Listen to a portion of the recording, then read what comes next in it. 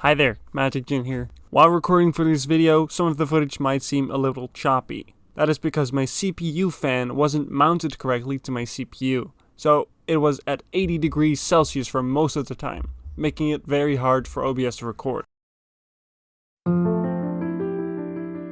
Windbound is an adventure survival game, with an open world, beautiful landscapes, and a big ambition: to be a Breath of the Wild clone. Let's get one thing out of the way.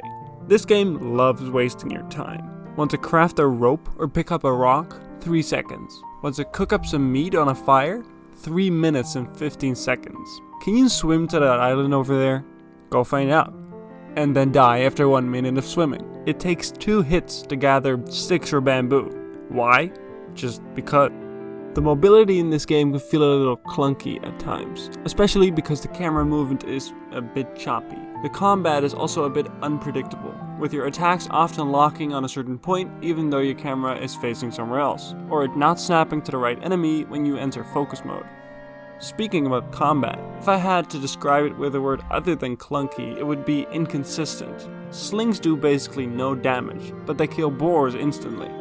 Gorehorns are tough to fight, until they aren't.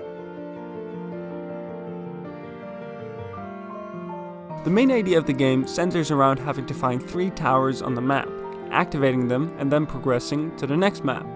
While you are doing that, however, you are free to explore, upgrade your equipment and boat, gather supplies, and find sea shards with which you will upgrade blessings, special power-ups that you can find around your world. The game is commonly referred to as a Breath of the Wild clone, and even without having played it, I can see why.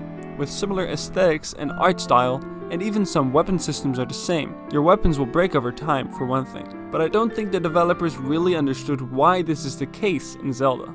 See, in Zelda, you constantly find new weapons scattered around the world, and because your old weapons break, you are forced to play with the different playstyles of each weapon each time. In Windbound, you have to craft your own weapons, so the idea of having them break quickly is just a way of making the player waste more time and resources, and not to mention the fact that you have to craft new weapons from your old ones. Imagine playing Minecraft, and when your diamond pickaxe broke, you had to create a wooden one, and then upgrade it to stone, iron, gold, and back to diamond, but all of that with only 7 inventory slots. Yes, this game only has 7 inventory slots. It is also important to mention that, contrary to what the trailer might suggest, most of the game is spent sailing at sea, and all the while there is only one song that plays, the song you've been hearing during this video so far.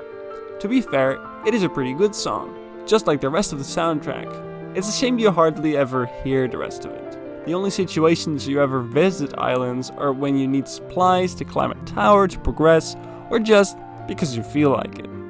After roughly 2 hours of playing, I did realize something. Despite all of its problems, this game is actually pretty fun. Building your own ship, sailing from island to island, and experimenting without the risk of losing all your stuff, it has a lot of potential.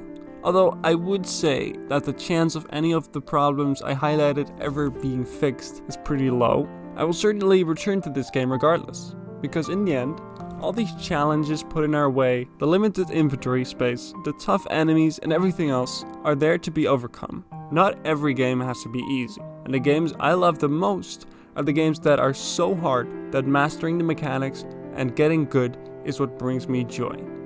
So in the end, I do recommend that you play Windbound, because it brought me some of that joy that I hadn't felt for a while, and I sincerely hope it does the same for you.